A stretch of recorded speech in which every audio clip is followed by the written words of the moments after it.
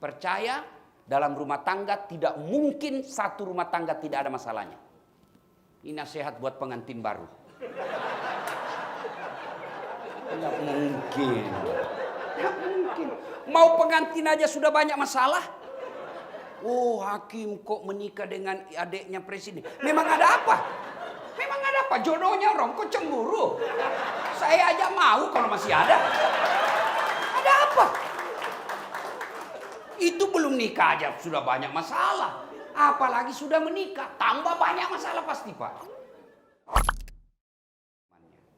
Ibu bapak, saudara-saudara sekalian, teristimewa yang saya hormati, Bapak yang mulia Ketua Mahkamah Konstitusi beserta seluruh hakim-hakimnya yang hadir di tempat ini, Bapak Wakil Ketua Mahkamah Agung beserta hakim-hakimnya yang hadir di tempat ini, yang insya Allah dimuliakan dan dirahmati oleh Allah Subhanahu wa Ta'ala.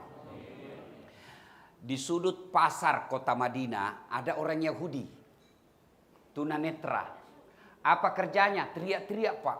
Jangan dekati Muhammad, Muhammad pembohong. Jangan dekati Muhammad, Muhammad tukang sihir. Jangan dekati Muhammad, penipu. Itu aja dia teriak-teriak, Pak.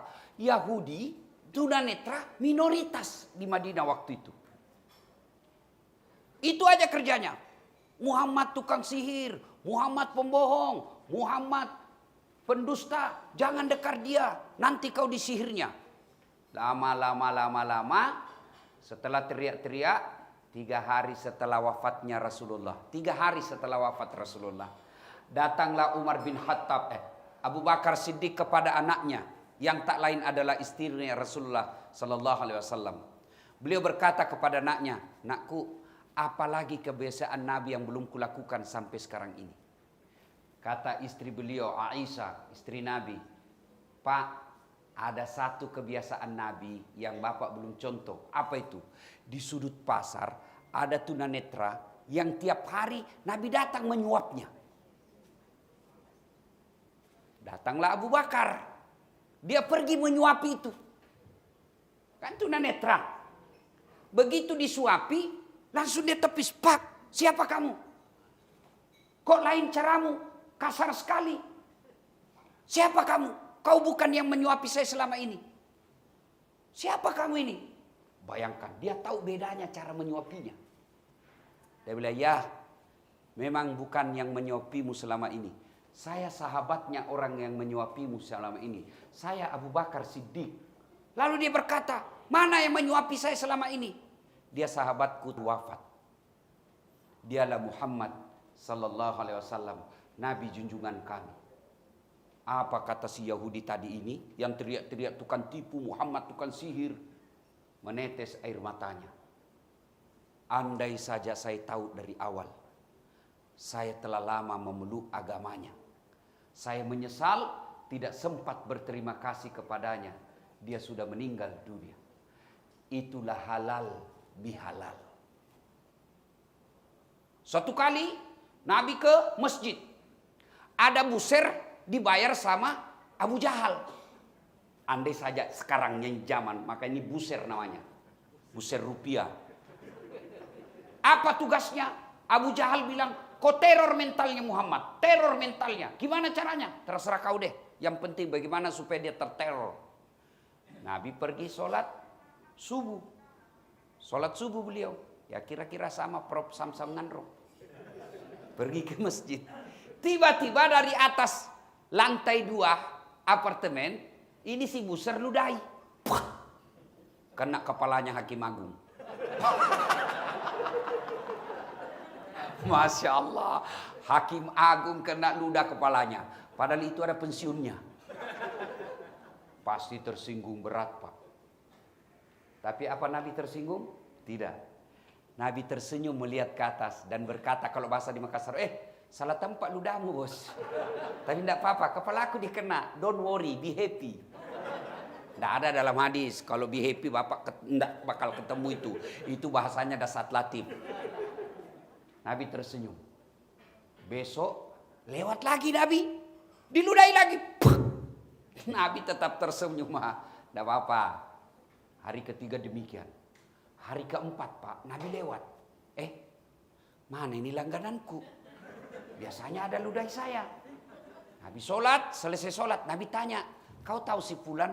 Tahu ya Rasul. Mana dia? Sakit. Oh pantas tidak ada di tempat. Nabi pulang ke rumahnya, sampaikan ke istrinya. Ada kurma? Ada. Ada roti? Ada. Ada madu? Ada sedikit. Tolong bungkus. Saya mau bawa besuk pasienku, langgananku. Sampai di rumahnya itu, ketuk. Kata dari dalam rumah, siapa? Muhammad. Muhammad siapa? Langgananmu. Wih, mati sudah ini. Membalas minapatapa sama ini mate mak. Tuh, kalau di Makassar, ai tena mo juga apa ini. Buka. Ternyata kau sakit rupanya. Ini ada roti, kurma, madu, silakan cicipi. Allahu Akbar. Itulah halal bihalal. Satu kali lagi, Nabi diteror di Mekah, Nabi dihina di Mekah. Bukan cuma dibully Pak, sekarang pejabat marah kalau dibully. Saya pun dibully, dalam ceramah saya kan sering dibully Pak. Sama mereka yang baru belajar agama di YouTube. Baru 1-2 bulan saya dibully gara-gara apa? Apa kau mengaku Ustadz Sunnah, kau tidak pelihara sunnah? Kenapa kau bilang saya tidak pelihara sunnah? Dia bilang buktinya kau tidak pelihara jenggot. Mau dia apa kalau tidak mau tumbuh? Iya kan? Kalau Mahkamah Konstitusi ya cocok beliau. Memang sudah fitrahnya punya jenggot. Alhamdulillah. Ya. Nah, saya dibully gara-gara itu. Mereka menyerang bid'ah-bid'ah. Saya justru bilang, jangan kau bertengkar gara-gara berbeda pendapat. Namanya beda pendapat pasti ada. Kepala kita berbeda. Hadis yang sampai ke kita tidak ada videonya, tidak ada fotonya. Kita cuma terima kata, kita cuma terima kalimat. Kalimat itulah yang dipersepsi oleh hakim-hakim berbeda-beda. Makanya dalam hukum ada namanya definisi operasional. Coba, kalau ibu-ibu saya tanya, saya tidak makan, apa artinya? Bapak-bapak, kalau saya bilang saya tidak makan, apa artinya? Saya tidak makan, apa artinya?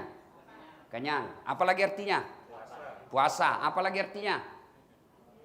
Alergi, apa lagi artinya? Haram, apa lagi artinya? Saya tidak suka, apa artinya? Kenyang. Itu baru satu kata, satu kalimat, saya tidak makan, sudah 7 di otak Bapak. Karena tidak ada video toh. Maka ketika ulama menafsirkan, saya melihat Nabi takbir sejajar dengan bahunya. Kan tidak ada videonya. Yang ada ditafsirkan sejajar dengan bahu. Maka yang pertama begini, Allahu Akbar. Kenapa? Karena dilihatnya dari depan. Sejajar toh. Yang kedua, Allahu Akbar. Kenapa? Sejajarnya lihat dari atas. Silakan, mau begini silakan, mau begini silakan. Bahkan ada yang lebih semangat, Allah. Silahkan, jangan kau celah orang. Ada juga yang kayak enggak makan. Silahkan, lakukan yang kamu yakini, jangan suka ribut. Selesai. Saya kan juga dibilang, apa kau mengejarkan kesesatan? Banyak macam. Diteror. Ketika saya membesarkan jiwa saya ambil cerita ini. Siapa Das'ad? Masih dikasih honor ketika ceramah. Masih dibayarkan tiketnya ketika ceramah. Siapa Das'ad? Ada dosa. Masih mau kawin lagi. Bapak bohong kalau tidak mau. Semua kita mau. Cuma yang jadi masalah apakah sudah darurat? Ya, siapa saya?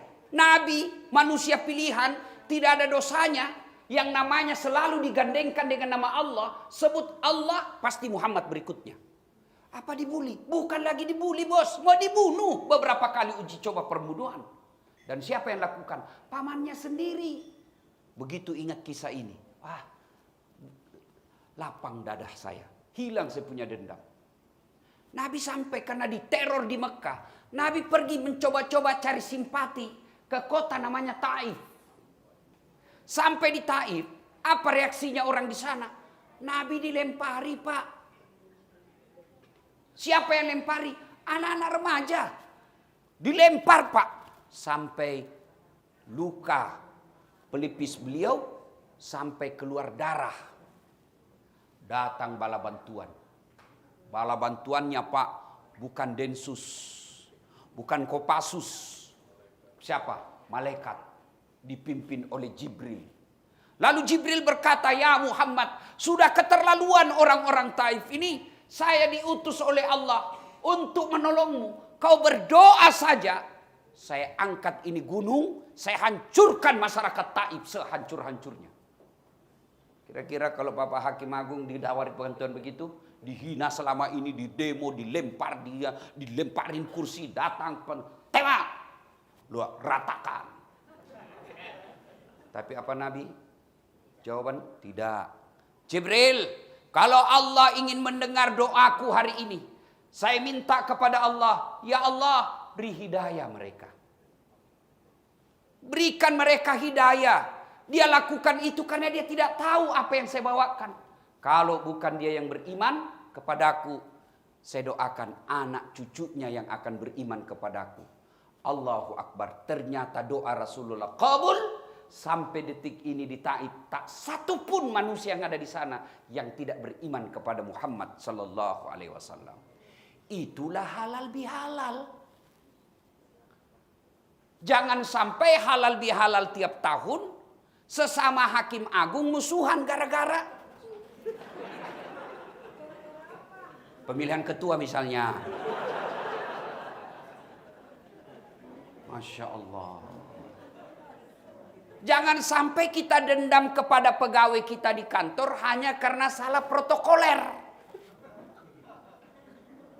Mestinya di depan, tahu-taunya di belakang duduk, dia dendam, dimutasi. Oh. Itu tidak ada gunanya berhalal bihalal kalau masih ada sifat-sifat seperti itu. Pertanyaannya, gimana kita mau memaafkan orang lain sementara orang yang serumah saja dengan kita tidak kita maafkan? Gimana punya sifat pemaaf, yang istrimu aja kau tidak maafkan? Gimana mau saling memaafkan, yang suaminya ibu aja tidak mau maafkan, hanya gara-gara WhatsApp salah kirim? Bodoh. Dan itu namanya istri. La haula wala quwata illa billah, Pak. Ahli sejarah, Pak. Kesalahan kita 2011 yang lalu waktu pertama tinggal di apartemen. Mau diingatnya terus tuh. Ahli sejarah itu perempuan, Pak. Maka Bapak jangan pernah membuat kesalahan. Karena pasti dia ungkit terus. Pertanyaan satu sudah tuntas, muncul pertanyaan baru. Sudah selesai dia ungkap lagi itu 5 tahun yang lalu. Bukannya sudah selesai itu urusan. Nah, Kak, bagaimana mau menjadi pemaaf kalau kepada istri aja kita tidak maafkan? Bagaimana kita maafkan orang lain, kita dendam sama suami? Percaya, dalam rumah tangga tidak mungkin satu rumah tangga tidak ada masalahnya. Ini nasihat buat pengantin baru. Tidak mungkin. Tidak mungkin. Mau pengantin aja sudah banyak masalah. Oh, hakim kok menikah dengan adiknya presiden. Memang ada apa? Memang ada apa? Jodohnya orang kok cemburu? Saya aja mau kalau masih ada. Ada apa? Itu belum nikah aja sudah banyak masalah. Apalagi sudah menikah, tambah banyak masalah pasti, Pak. Nah, tidak ada rumah tangga yang tidak ada masalahnya, pasti. Jangankan kita hakim agung. Jangankan bapak-bapak pegawai dan penghuni apartemen ini. Nabi aja ada masalahnya dalam rumah tangga. Coba pelajari sejarah Nabi. Coba pelajari rumah tangga beliau. Dalam ekonomi, terbukti Nabi pernah 3 hari tidak malam tidak makan kecuali air putih. Sampai pucat cucu beliau Hasan Hussein. Allah turunkan Al-Quran pada saat itu untuk cerita soal ini Nabi. Nabi bos. Apalagi kita pensiunan. Ayo. Dalam struktur sosial kemasyarakatan, Nabi bukan cuma dibully, diperangi. Dalam rumah tangga, Aisyah pernah dianggap selingkuh, dituduh selingkuh waktu di Madinah, itu Nabi. Apalagi kita. Dasat Latif, banyak masalahnya, Pak. Kadangkala kita diundang dengan segala penghormatan. Kadangkala kita diundang dengan seremonial semata karena hanya mau pencitraan. Tidak menghargai perasaan kita. Apalagi ceramah depan-depan orang kaya yang tidak baik agamanya. Biar perasaan kita mau dibayar juga. Banyak masalah. Kadang-kala kita ditipu. Belum lagi kalau pegawai-pegawai negeri yang undang kita, kantor-kantor pemerintah yang undang kita, lain kwitansinya, angkanya, lain juga dia kasih kita. Ya, jujur saya kasih tahu ini Pak. Kadang kala lain di tanda tangan, dibuka amplop. Kenapa beda sama yang tanda tangan? Mau diklarifikasi, gengsi juga kita Pak. Tapi dibiarkan, kita turut serta dalam kebatilan. Nah Pak, oh itu dalam pekerjaan. Saya ini digelari laki-laki jarum super. Jarang di rumah, suka pergi. Sampai dikomplain sama istri saya, kenapa jarang di rumah? Saya bilang, tiap malam engkau ku tinggal pergi. Bukannya aku sengaja. Demi kau dan si buah hati, terpaksa aku harus begini. Semua orang punya masalah. Dan Pak Hakim, Pak Ketua Mahkamah, yang paling besar masalah saya sekarang, banyak janda yang curhat. Ustaz, saya baru meninggal suami saya. Tolonglah kasih saya doa-doa penenang. Saya balas lewat WhatsApp-nya, kasih doa-doa penenang. Lama dia bilang, Ustaz, maukah Ustaz menjadi imam dalam hidup? Saya bilang, mohon maaf ibu, saya bukan imam, saya penceramah. Allahu Akbar. Semua orang punya masalah. Ibu-ibu, makin tua suami, perasaannya, apalagi sudah pensiun, pasti masalah itu. Jadi tolong hargai. Saya pernah bawa pensiun Pak, mau curhat sama saya. Dan Ustaz, kenapa ya setelah saya pensiun gampang sekali saya tersinggung? Saya bilang memang ada penyakit kejiwaan itu Pak, namanya post power syndrome. Saya kan setelah tidak ada aktif lagi, saya baring-baring kalau nonton pagi-pagi, nonton TV. Di samping saya baring-baring ada kucingnya cucu saya. Lewat istri saya, ditendang itu kucing. Apa ini kucing? Tidur aja kerjanya. Kucing ditendang, saya tersinggung Ustaz. Saya bilang memang begitu. Maka ibu hargai perasaan suami. Jangan ketawa, saya serius ini. Semua orang punya masalah. Istri cantik masalah. Apa masalahnya? Digoda orang. Apalagi kalau suami jelek. Lebih masalah itu Pak. Berarti bagus kalau istri jelek. Istri jelek dihina orang. Kita lagi malu jalan sama dia. Duluan aja deh, nanti kita ketemu di gedung. Apa Pak? Semua orang punya masalah. Maka ketika menghadapi masalah, salah satu resep menemukan kedamaian dan persaudaraan, tumbuh kembali, memaafkan. Memaafkan. Ada ibu-ibu curhat sama saya, nangis-nangis.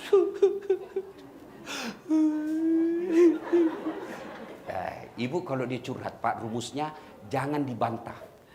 Biarkan aja mengalir bicaranya. Biarkan aja dia ngalir.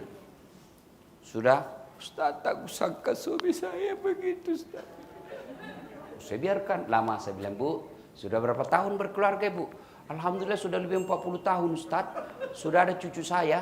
Alhamdulillah. Siapa ya? Ada rumah Ibu? Ada Ustaz. Cicil Ustaz. Siapa yang bayar cicilannya? Suami Ustaz. Ada mobil Bu? Alhamdulillah ada Ustaz. Siapa yang beli? Suamiku Ustaz. Nah, sudah 40 tahun ibu dilindungi oleh suami. Masa baru satu salahnya suamimu, kau sudah lupa kebaikannya yang 40 tahun itu. Ketika kau tidak mau maafkan, yakin setan telah bercokol di hatimu. Dan itu enaknya jadi perempuan Islam Bu. Ibu tidak tanggung dosanya ini yang selingkuh. Itu enaknya jadi perempuan. Beda kalau kami laki-laki Bu. Ibu ndak sholat, ibu ndak puasa, ibu tukang gosip, ibu ndak, pokoknya maksiat banyak. Meskipun suaminya imam setiap 5 waktu, suaminya penghafal Quran, suaminya penceramah, peluang besar suaminya masuk neraka lalu istrinya. Kenapa? Ku anfusakum wa ahlikum nara. Ini bapak-bapak tanggung dosanya ibu. Makanya jangan suka ngomel. Kira enak jadi laki-laki. Ini ibu-ibu di depan saya ini. Bisa pakai berlian. Siapa yang belikan? Suami. Kan tadi waktu saya dipoto tadi sama ibu-ibu, saya bilang keren-keren ibu-ibu, cincinnya sampai perlu jari-jarinya Bu.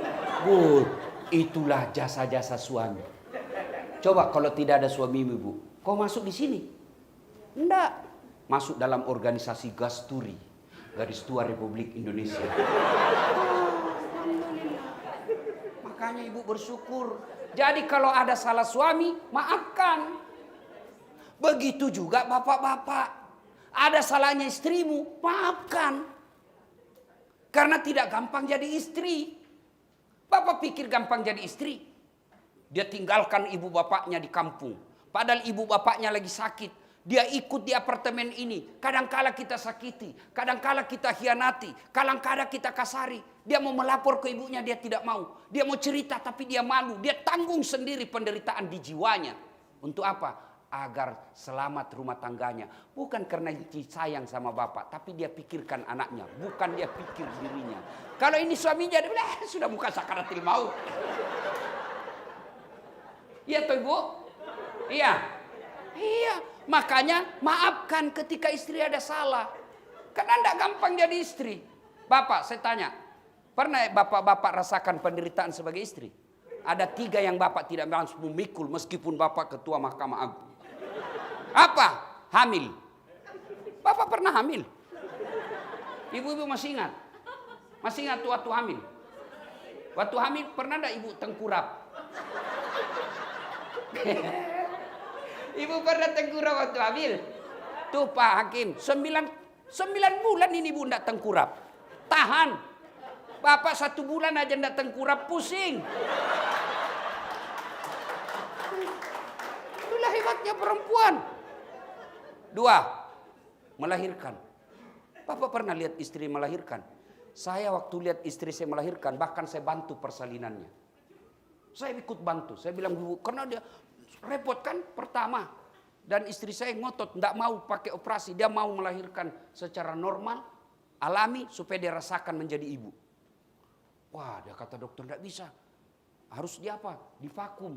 Yang disedot. Apa efeknya? Namanya disedot kepalanya. Saya bilang, bisa beleng-beleng anakku nanti itu. Saya bilang, minggir dok, kasih saya waktu. Saya sholat dulu 2 rakaat. Namanya sholat hajat. Sudah sholat hajat, saya baca salawat sebanyak-banyak. Angin, bantu. Waktu itu saya bilang, kalau ada suami yang tidak tahu menghargai perasaan istri, lihat istrimu ketika melahirkan. Cuma sekarang perempuan tidak mau melahirkan normal. Mau disesuaikan tanggal lahirnya. Tanggal pernikahannya, pret. Dia bilang, dibela saja. Coba. Maka bapak-bapak paling kalau stres ketika melihat istri melahirkan. Tapi masih sempat merokok. Balas WhatsApp. Coba lihat itu istri kita kau melahirkan. Ada ibu melahirkan senyum? Mentang-mentang ketua istri Hakim Agung melahirkan. Keluar nak. Iya tuh.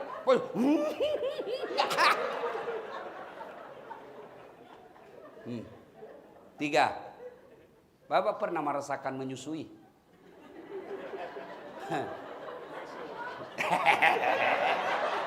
Ibu-ibu masih ingat? Masih ingat waktu menyusui? Apalagi waktu tumbuh giginya toh?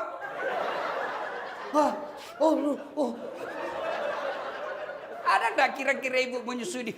Kok gigit saya? Kurang ajar, jaga kau.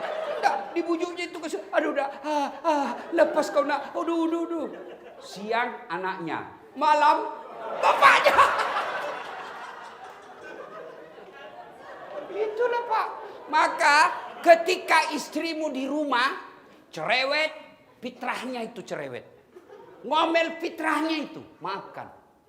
Maafkan saja. Kalau tidak memaafkan, bukan menghinanya, bukan memakinya, bukan mempermalukannya, apalagi sampai menyakiti fisiknya.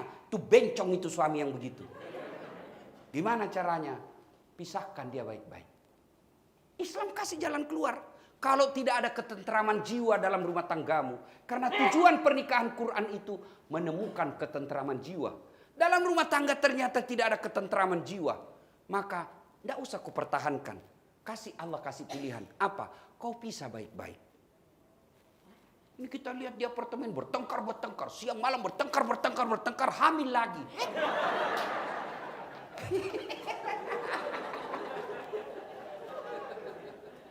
Makanya kalau suami marah ibu, Istri marah komplain, nyanyi saja. Suami marah, ibu balas, nyanyi saja. Lihatlah tanda merah di pipi, bekas ciuman bibirmu. Jangan tampar tanganmu. Coba, saya kalau istri saya lihat mulai marah-marah, mau langsung saya peluk. Lambu saya menyanyi. Insaflah wahai manusia, bila diriku bernoda. Selesai, berhenti dia marah. Masih marah, saya buka baju, saya joget depannya. Berhenti dia, Pak. Coba amalkan itu. Tapi setan pasti masuk. Gengsi dong, kamu hakim agung, dihormati. Tidak ada yang berani kasar sama kamu. Masa istrimu kasar? Itu setan. Setan itu. Ketika masih ada wibawa di depan, masih mikir wibawa depan istri, setan. Maka memaafkan, enak rumah tangga kita. Kalau rumah tangga sudah mampu kita saling memaafkan, apalagi teman kantor. Mari saling memaafkan. Itulah tujuan daripada halal bihalal. Anggaplah ada musuh nih, bagaimana cara menyambungkannya? Musuh kita gara-gara apa? Pilpres, cebong kampret, sampai sekarang belum akur, digoreng. Sudah mau pilpres lagi, belum juga akur. Padahal kemarin pilpres, coblos Jokowi Ma'ruf, bonus Prabowo Sandi. Iya toh, satu paket sudah semua sekarang. Kamu masih bertengkar di apartemen, goblok, beleng-beleng. Orang sudah dapat jabatannya, kau masih bertengkar. Aduh, apa namanya kalau bilang beleng-beleng? Ngapain? Beda pilihan lagi kita nanti ini. Biasa dalam demokrasi. Sabar, kalian yang kalah tidak usah menghasut, memfitnah. Sabar, kau tanding lagi 5 tahun yang akan datang. Itu aja selesai. Kau pilkada kalah di pilgub, ya sudah, akui kekalahanmu. Sudah, itu mudah-mudahan kau berdoa dapat proyek penunjukan langsung. Ada kau bertengkar tidak dapat apa-apa, sudah kalah lagi. Sudah, itu tanding kau lagi 5 tahun yang akan datang. Ada orang sampai tanding 3 kali, 4 kali baru menang. Dan semua pertandingan kalau diikuti dengan ikhlas lillahi ta'ala, betul-betul ingin menunjukkan amar ma'ruf nahi mungkar, pertandinganmu akan dapat pahala. Nah, ibu bapak saudara-saudara sekalian, anggaplah kita cerai, ada bermusuh gara-gara satu paham berbeda. Maka cara menyambungkannya, memaafkan. Yang kedua, kalau kita muslim adalah sholat berjamaah. Saya punya tetangga misalnya, saya senior, saya ustadz, tapi saya pernah sakiti tetangga saya. Saya tentu gengsi mendatanginya, itu setan. Bagaimana cara mendatanginya? Supaya tidak gengsi, kita datang jamaah di masjid. Kita lihat di mana dia duduk, di mana dia berdiri. Oh, sini. Kita begitu dia duduk, Allahu Akbar, langsung kita takbir juga sama Allahu Akbar. Sudah salam, tunggu dia Pak. Dia salam ke sana, Bapak tahan dulu. Begitu dia salam ke kiri, baru Bapak Assalamualaikum warahmatullahi wabarakatuh. Tidak mungkin dia dorong muka, apa kau? Tidak mungkin. Coba ini amalkan. Salat jamaah. Saya terharu dengan pernyataan Pak Samsam Nganro tadi. Salah satu yang membuat beliau senang di sini, salat jamaah. Saya kalau boleh menyarankan bagi para hakim agung, supaya Allah memberi hidayah dalam menunjukkan sesuatu kebenaran, seringlah sholat jamaah. Kalau kita jarang sholat jamaah, susah Pak. Susah. Saya biasa ngeri kalau ada putusan orang salah dibenarkan, orang benar disalahkan. Waduh, berdoa Bapak tidak terjadi di situ dalam diri. Kalau Bapak tidak sholat, gampang Allah maafkan. Kalau Bapak tidak puasa, gampang Allah maafkan. Tapi kalau pernah Bapak menganiaya 1-2 orang, ngeri Pak. Allah suruh cari itu orang. Istri aja disuruh cari di pasar, Pak, repot. Apalagi kalau tidak pakai WhatsApp. Coba kalau Bapak janjian di Tanah Suci Mekah, tiba-tiba istrimu nyasar. Cari itu dalam Masjidil Haram. Padahal di dalam belum tentu sampai 1 juta orang. Tidak bawa handphone. Apa tidak Bapak panik? Gimana di padang mahsyar kelak Pak? Dari Adam sampai kiamat, matahari seolah-olah tinggal 1 jengkal dari kepala. Bapak disuruh pergi cari itu orang yang pernah kalian aniaya. Kau pergi cari itu. Pas sudah ketemu, apa katanya? Terlambat nih bos. Saya tunggu kau di dunia datang minta maaf, tapi tidak. Sekarang perkara kita tunggu pengadilan Allah. Nauzubillah min zalik. Maka tujuannya halal bihalal, cari orang yang pernah kita sakiti. Di tempat tugas ketika bapak baru jadi hakim biasa, pernah hilap, cari jejaknya, datangi mereka pak. Kalau sudah tidak ada orangnya, datangi ahli warisnya. Itu bagian daripada ikhtiar, biar Allah menilai nanti ketikhlasan kita di akhirat. Tapi kalau bapak tidak melakukan ikhtiar dan wafat, ngeri pak, ngeri. Nauzubillah min zalik. Makanya kita datangi salat jamaah, menyambungkan silaturahmi. Cuma kadangkala ketika bapak mau salat jamaah, jangan pikir setan menyerah. Dia goda kita pak. Sebentar. Tidak usah kau di situ, paling di situ security ajak kau temani. Kau ini hakim agung. Masa salat berjamaah sama security? Itu setan itu.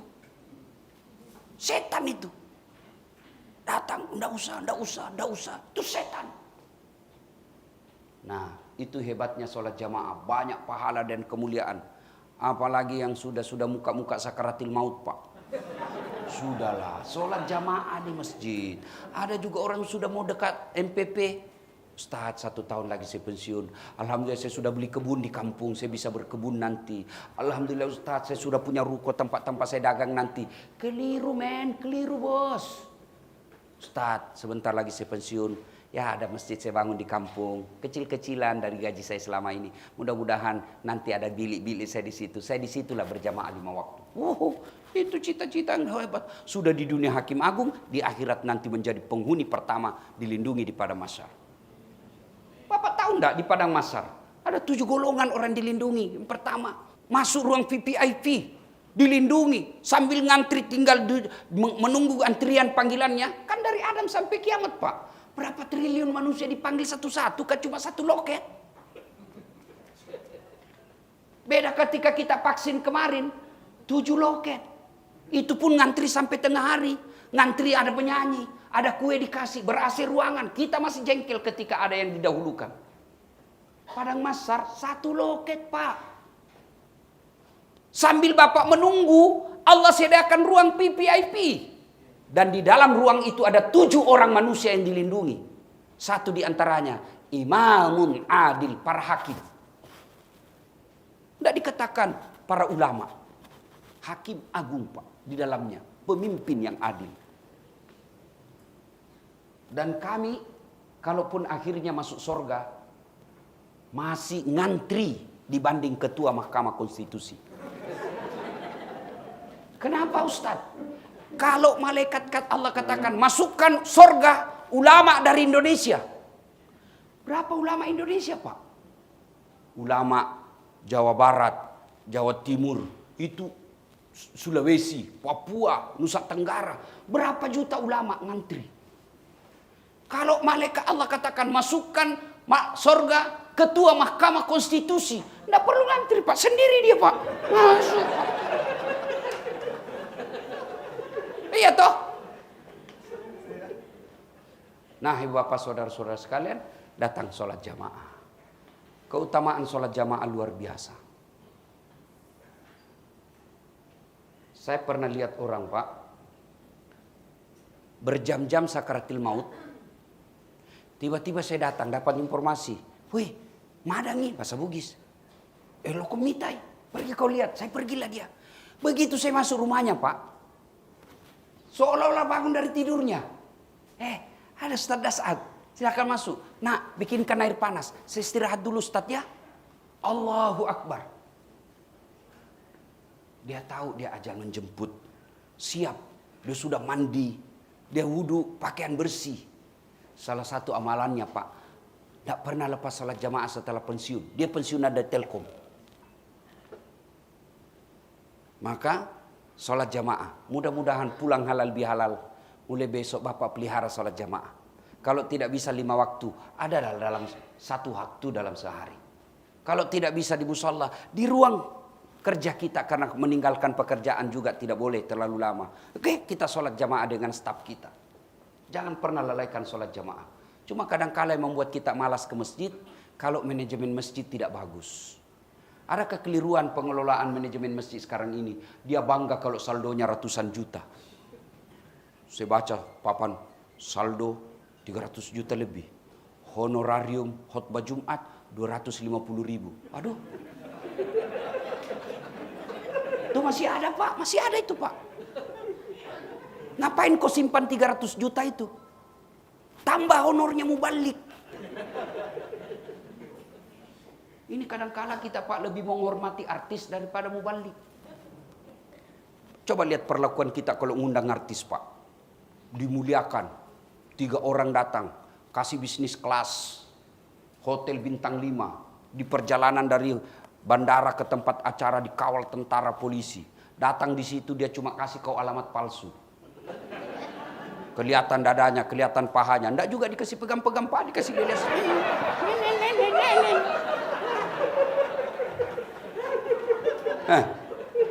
Pulang kau kasih uang ratusan juta. Dia pakai narkoba, dia pakai dugem, dia pakai maksiat. Begitu kau butuhkan imam, ada hajatan di rumah, kau jemput Pak Imam. Enggak, kau kirimi Grab. Baik kalau Grab mobil, Grab motor. Diboncenglah dia, kasihan pakai motor tua. Enggak ada stang kakinya satu. Mana? Kehujanan 1 jam doa dalam rumahmu barasanya sallallahu ya Nabi sallallahu, basah-basah semua keteknya. Begitu mau pulang kau kasih 50.000. Kusut-kusut lagi. Memangnya uang korupsi? Kalau sedikit ya sudah, amplopi baik-baik, kasih maaf, berikan dengan sebaik-baik penghargaan. Dikomplain sama suaminya, masa cuma 50 kau kasih, ditinggalkan untuk pekerjaannya. Apa kata istrinya? Ya sudahlah, kasih saja itu pisang 2 sisir. Apa ketawa karena pernah lakukan itu?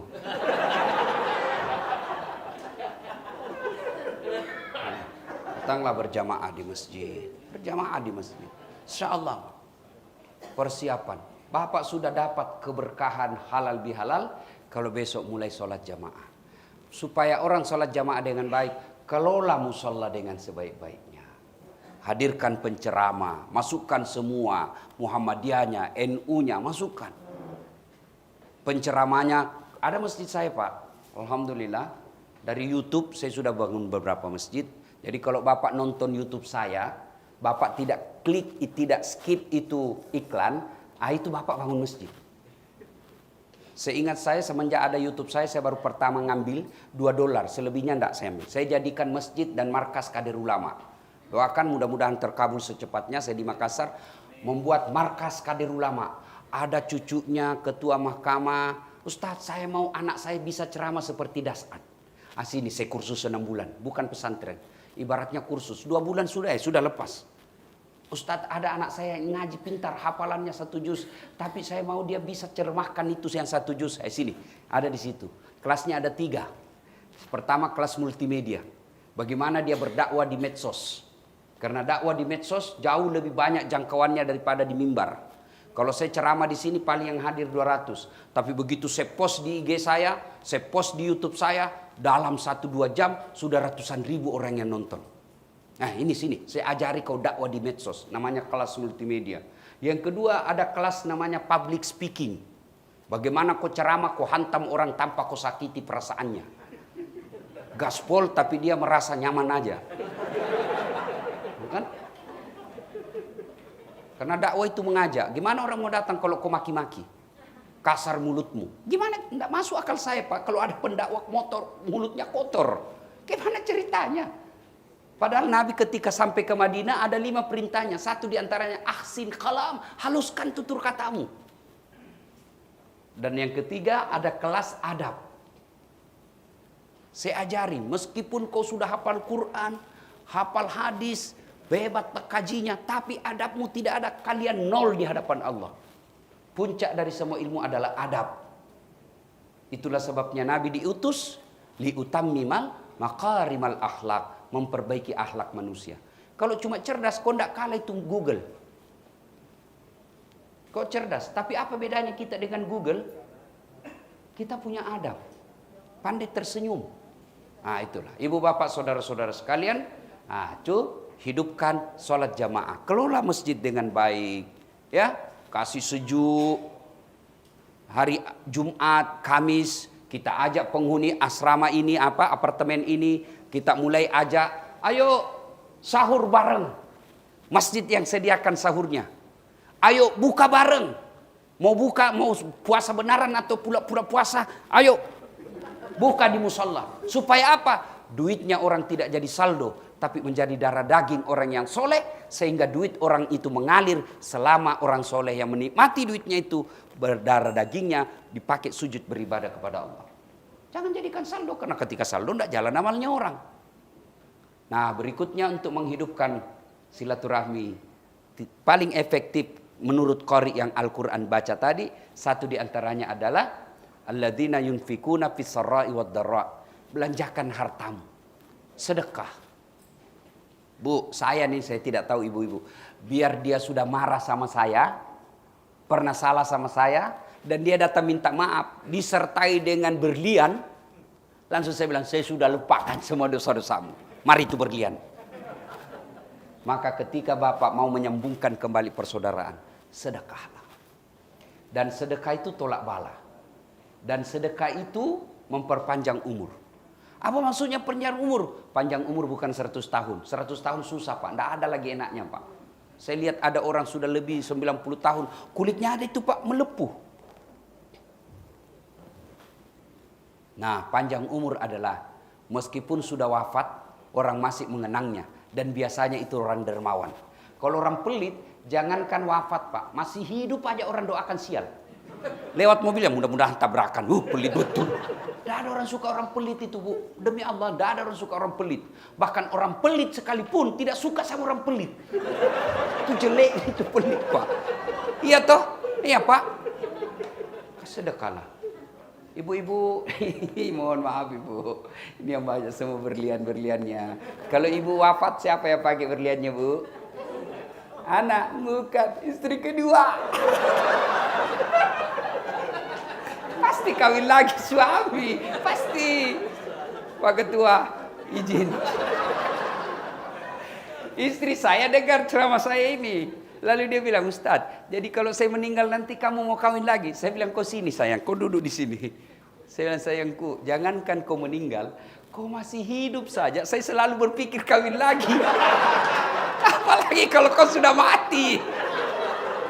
Nah, ibu-ibu, daripada emas berlian dipakai istri kedua, mending kirim untuk alam kuburnya Ibu.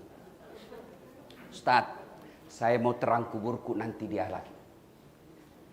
Caranya Ustadz gimana?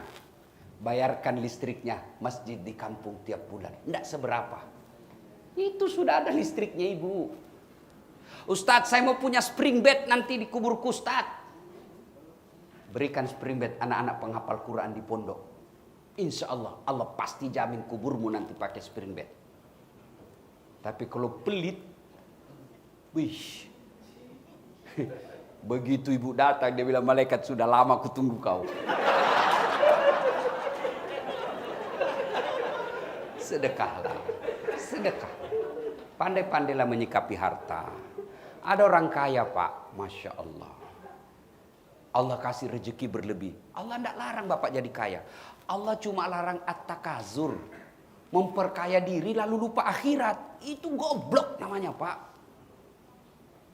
Allah kasih rezeki, Bapak pakai mewah, pakai Rolex, pakai silahkan, itu rezekimu. Allah cuma minta jangan kau pelit. Dan hebatnya Allah, kalau Bapak berikan di jalan agama Allah, Allah ganti 700 kali lipat. Kejadian 2 hari yang lalu. Saya banyak sekali pengalaman sedekah saya Pak. 2 hari yang lalu. Saya di kampung, sholat subuh, saya ke masjid. Wih, ada orang tua, belum azan sudah ada di masjid, bersih-bersih ke masjid. Saya tanya kemana-mana, kalau orang kaya sedekahnya dengan uang Ustaz. Ya saya sedekah dengan masjid karena tidak ada uang saya. Selesai sholat subuh saya kasih duit 500 rupiah, 500 ribu. Hadiah, senang sekali Pak. Beda itu Pak kalau orang miskin kasih 500 ribu dengan pejabat 500 ribu, marah dia Pak. Tapi orang miskin senang, keluar semua doanya Pak. Orang kaya dia marah, kok hina saya? Tapi kita lebih senang bersedekah ke pejabat daripada fakir miskin. Asik. Ini hanya motivasi buat Bapak. Supaya Bapak ini usia-usia yang makin tua. Sedekahkan itu supaya... Yang ketawa saya serius ini.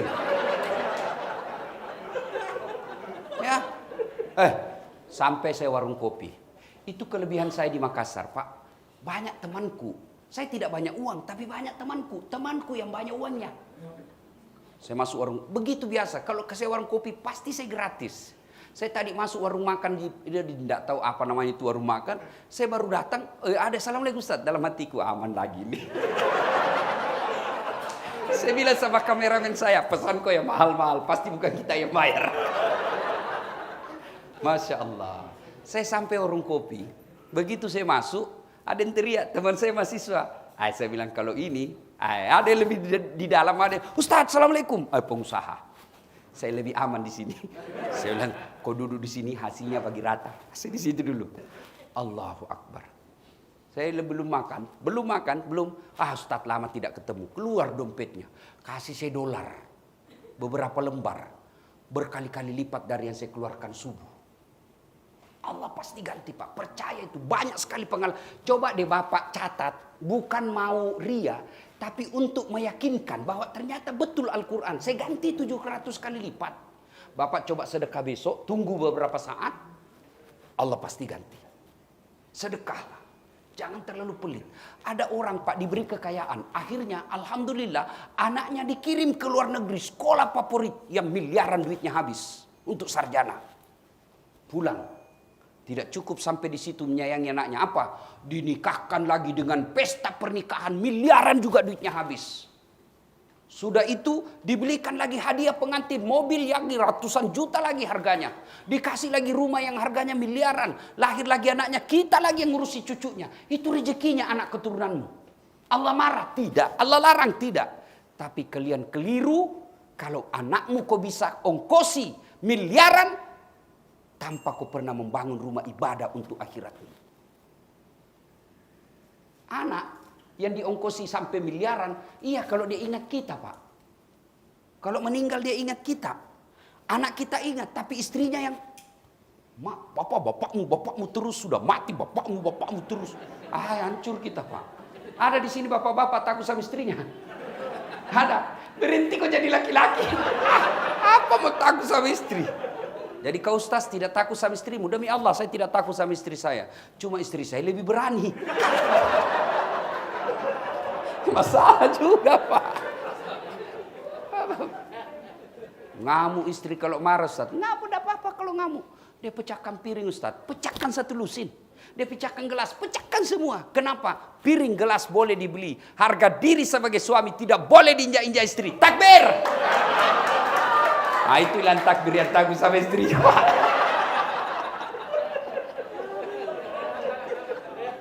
Sudah, Pak. Bersedekah. Kasihan sekali kalau kita bisa investasi untuk anak kita. Sementara kita tidak investasi untuk kehidupan akhirat. Pulang ini, mari hitung harta. Nah, ada itu tanahnya Bapak di kampung 1 hektar. Tidak mungkin juga kau tinggal di sana. Tidak mungkin juga saya tinggal ke sana. Ya sudah, jual, jadikan masjid. Itu namanya menyikapi harta dengan tepat. Ibu pulang, panggil anaknya, nak, ini ada berliannya ibu dan emas. Ini kalau dijual semua, nak, bisa laku 3 miliar. Ya sudahlah, jual, belikan saya di Tanah Abang. Yang palsu. Enaknya jadi istri Hakim Agung. Biar palsu, orang nggak percaya. Ya kan? Kalau ibu yang pakai, nggak percaya orang. Masa palsu? Masa ada presiden palsu? Nggak mungkin. Tapi kalau kita ini yang miskin, biar asli dia bilang dari mana dia dapat? Maka ibu bapak yang kaya, sudahlah, ndak usah pakai yang asli, pakai aja yang palsu. Aslinya kirim ke akhirat. Supaya apa? Bapak kaya di dunia, kaya di akhirat. Banyak yang ingin kita sampaikan, tapi waktu yang terbatas.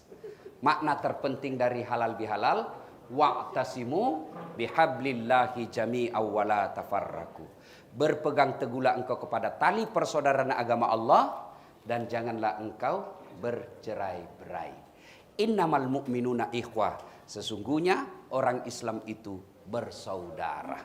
Demikian, mudah-mudahan ada manfaat. Saya ingin menutup dengan pantun. Dari mana datangnya cinta? Dari Facebook turun ke WA. Dari mana datangnya kecewa? Setelah ketemu ternyata berbeda.